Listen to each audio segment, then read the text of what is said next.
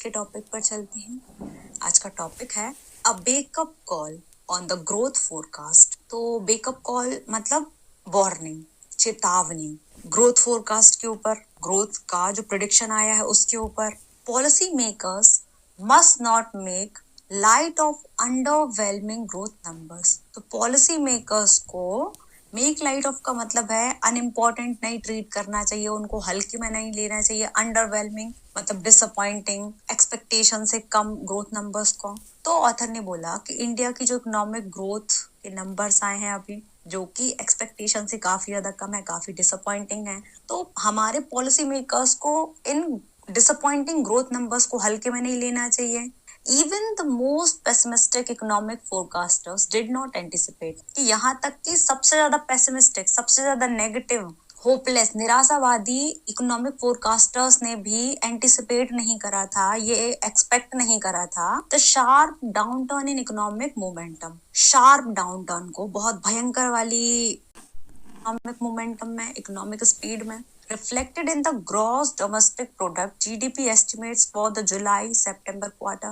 Reflected verb में third form है, additional information बना रहा है, जो कि जुलाई से सितंबर वाले क्वार्टर के जीडीपी एस्टिमेट्स में देखने को मिली। तो मतलब क्या है कि बहुत सारे अलग अलग फोरकास्टर्स ने, एनालिस्ट ने प्रेडिक्शन दिया जीडीपी ग्रोथ को लेकर, लेकिन सबसे ज्यादा नेगेटिव फोरकास्टर्स ने भी इतना भयंकर वाला मंदी का दौर आ जाएगा हमारी इकोनॉमिक मोमेंटम में, ये एक्सपेक्ट नहीं करा था, जो कि हमको जुलाई से सितंबर वाले क्वार्टर में देखने को मिला। From a 5 quarter low of 6.7% in the first quarter.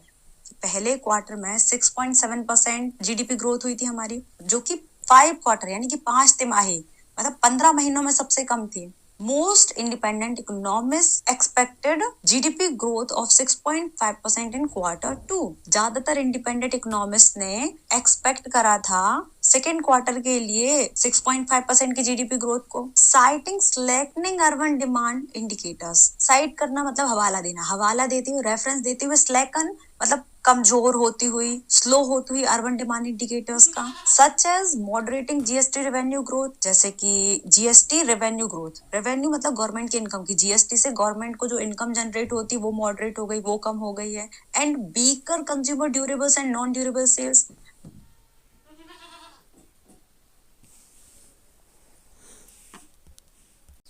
Durable मतलब वो गुड्स जो कि बहुत लंबे टाइम पीरियड के लिए चलते, जैसे कि आपने घर खरीद लिया, गाड़ी खरीद ली, तो वो आप हर साल 2 साल में, महीने 6 महीने में नहीं बदलोगे, बहुत लंबे टाइम पीरियड के लिए आपके साथ रहेगा, ये ड्यूरेबल हो गया। नॉन ड्यूरेबल मतलब ऐसे गुड्स जो कि जल्दी खत्म हो जाते हैं, जिनको आप जल्दी दोबारा से परचेस करते हो, जैसे कि टॉयलेट आइटम्स हुए, फूड आइटम्स हुए, तो ऐसे ड्यूरेबल्स, नॉन ड्यूरेबल्स की वीक सेल्स। तो मतलब ये जो फाइनेंशियल ईयर चल रहा है 2024-25, इसका जो फर्स्ट क्वार्टर था, अप्रैल मई जून वाला, इसमें जीडीपी ग्रोथ कितनी थी इंडिया की? 6.7%, जो कि 5 क्वार्टर में, 15 महीनों में सबसे कम थी।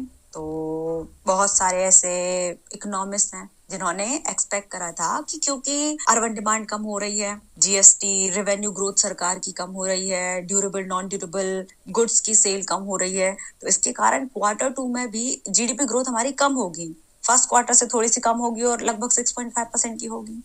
The monetary policy committee of the reserve bank of India, तो आरबीआई की MPC, in its October review, अपने अक्टूबर रिव्यू में pegged Q2 growth at 7%। Pegged का सब्जेक्ट क्या होगा? MPC of the RBI. ये पूरा सब्जेक्ट है पेग के लिए, पेग करने यानी फिक्स करना, कि इन्होंने फिक्स कर दिया था Q2 की ग्रोथ को 7% पे, वाइल आरबीआई ऑफिशियल्स प्रोजेक्टेड अ 6.8% अपटिक, जबकि आरबीआई के ऑफिशियल्स ने प्रोजेक्ट करा था, प्रेडिक्ट करा था 6.8% के अपटिक को। अपटिक मतलब हल्का सा इंक्रीमेंट, हल्का सा इजाफा। In an article soon after, उसके बाद, उसके जल्दी बाद एक आर्टिकल पब्लिश करा उसमें, मतलब एमपीसी ने अक्टूबर में अपने रिव्यू में बोला कि Q2 में हमारी जीडीपी 7% से ग्रो करेगी। फिर उस रिव्यू के थोड़े दिनों ही बाद आरबीआई के ऑफिशियल्स ने एक आर्टिकल पब्लिश करा और उसमें बोला कि नहीं, 7% नहीं, हमारी जीडीपी 6.8% से ग्रो करेगी। that the actual number came in at just 5.4%, लेकिन जो एक्चुअल नंबर है वो तो सिर्फ 5.4% आए। The slowest since the third quarter of 2022-23, जो कि स्लोएस्ट है 2022-23 के थर्ड क्वार्टर से। With the gross value added GVA in the rising at a marginally better 5.6%। GVA हमारी इकोनॉमी में हल्के से बेहतर रेट से बढ़ रहे हैं 5.6% से। तो जीबीए क्या होता है कि हमारी इकोनॉमी में जितने भी गुड्स एंड सर्विसेज प्रोड्यूस हो रहे हैं उनकी वैल्यू को मेजर करना, उसमें टैक्स सब्सिडीज को इंक्लूड नहीं करा जाता। Is therefore a significant shock. तो इसका सब्जेक्ट क्या होगा, that the actual number came in at just 5.4%। ये पूरा का पूरा सब्जेक्ट का काम करा इसके लिए कि ये इस प्रकार सिग्निफिकेंट शॉक है, बहुत बड़ा वाला शॉक है कि सोचा तो 7%, 6.8%, 6.5% था, लेकिन सच में हमारी जो जीडीपी ग्रोथ रेट रही सेकंड क्वार्टर के लिए वो बहुत कम रही, सिर्फ 5.4% रही, जो कि स्लोएस्ट है 2022-23 के थर्ड क्वार्टर से। कि 2022-23 में इतनी कम हमारी जीडीपी ग्रोथ रेट देखने को मिली थी जितनी की अभी देखने को मिली है। जीबीए इससे थोड़ा सा बेहतर रहा है, वो 5.6% रहा है, जो कि काफी बड़ा वाला शॉक है। From a robust 8.2% GDP uptick last year, robust यानी स्ट्रॉन्ग हेल्दी, कि पिछले साल बहुत ही अच्छा खासा 8.2% का जीडीपी अपटिक हमें देखने को मिला था, उससे expectations of another year of 7% plus growth in 2024-25, expectations 7% से ज्यादा ग्रोथ की 2024-25 के लिए नाउ अपीयर प्रिकेरियसली पॉइज्ड, जो कि अभी प्रिकेरियसली पॉइज्ड दिख रही हैं। प्रिकेरियसली मतलब अनस्टेबल, अनसर्टेन, अनिश्चित, पॉइज यानी बैलेंस होना, फिक्स होना। इफ नॉट ओवर्टली ऑप्टिमिस्टिक, अगर ओवर्टली क्लियरली ऑप्टिमिस्टिक नहीं लग रही हैं तो। अपीयर का सब्जेक्ट क्या है, expectations, with the first half clocking just 6% growth. Clock मतलब रिपोर्ट करना, रजिस्टर करना। फर्स्ट हाफ में पहले 6 महीनों में सिर्फ 6% की जीडीपी ग्रोथ हुई, मतलब कि पिछले साल हमारी जीडीपी ग्रोथ काफी अच्छी रही थी, 8.2% की रही थी। तो ये उम्मीदें करी जा रही थी कि अगले फाइनेंशियल ईयर में यानी 24-25 में 7% से ज्यादा भी आएगी एमपीसी, जो कि इस हफ्ते फिर से मिलेगी, would certainly have to reorient its 7.2% growth forecast for the year। वो certainly निश्चित तौर पे reorient करेगी, चेंज करेगी, एडजस्ट करेगी अपने 7.2% के ग्रोथ फोरकास्ट को इस साल के लिए। कि मतलब एमपीसी ने ये प्रिडिक्ट करा था पहले कि हमारी जो इकोनॉमी है वो इस साल 7.2% से ग्रो करेगी, तो लेकिन अब ना सिचुएशन को देखते हुए वो अपनी अगली मीटिंग में इस फोरकास्ट को चेंज कर देंगे, कमा देंगे, and may find it tougher to keep its focus on reining and inflation. और उनके लिए ये चीज टफ होगी, मुश्किल होगा इन्फ्लेशन को रीन इन करने के लिए, उसको कंट्रोल करने के लिए फोकस करना। Amid recent calls from ministers, अभी हाल में कॉल्स आ रहे हैं, रिक्वेस्ट आ रही मिनिस्टर्स की तरफ से उसके बीच में, टू कट इंटरेस्ट रेट्स को कमाने के लिए, to support failing growth impulses and investments. Failing मतलब रिड्यूस होती हुई, स्ट्रगल करती हुई ग्रोथ इम्पल्सेस को ग्रोथ मोटिवेशंस को, इन्वेस्टमेंट्स को सपोर्ट करने के लिए। तो मतलब इस चीज की पॉसिबिलिटी है कि इस हफ्ते एमपीसी की फिर से मीटिंग होगी।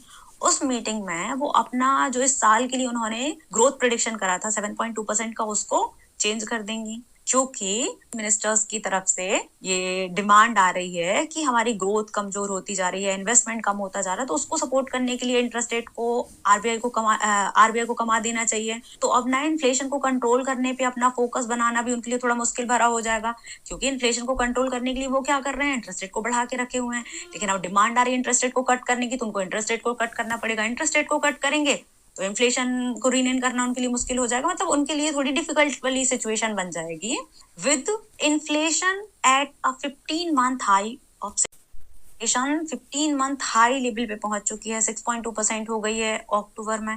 The RBI which is committed to wait for a durable decline in price rise, RBI जो कि committed है, प्रतिबद्ध है वेट करने के लिए, ड्यूरेबल डिक्लाइन के लिए, मतलब लॉन्ग लास्टिंग डिक्लाइन के लिए, गिरावट के लिए, प्राइस राइज में दाम कमने के, before switching gears on rates. Switching gear का मतलब है अपनी स्ट्रेटेजी को बदल देना, अप्रोच को चेंज कर देना, अपनी अप्रोच को चेंज करने के लिए रेट्स के ऊपर। Is unlikely to exceed to these calls just yet. इसका सब्जेक्ट क्या हो जाएगा, the RBI, comma to comma additional information है, विद प्रपोजिशन है, प्रपोजिशन से भी एडिशनल इन्फॉर्मेशन आती, तो सेंटेंस भी एडिशनल इन्फॉर्मेशन से चालू हुआ है। तो आरबीआई इस चीज की पॉसिबिलिटी नहीं है कि वो एक्सीड कर जाएगी, वो सहमत हो जाएगी ये जो कॉल्स, ये जो डिमांड आ रही हैं उन पे अभी तो फिलहाल में। मतलब इन्फ्लेशन अक्टूबर में 15 महीनों के हाईएस्ट लेवल पे पहुंच गई, 6.2% हो गई बढ़ के, और आरबीआई तो बिल्कुल कमिटेड है कि जब तक ना प्राइस राइज में, इन्फ्लेशन में लॉन्ग लास्टिंग डिक्लाइन नहीं आ जाता, जब तक इन्फ्लेशन थोड़े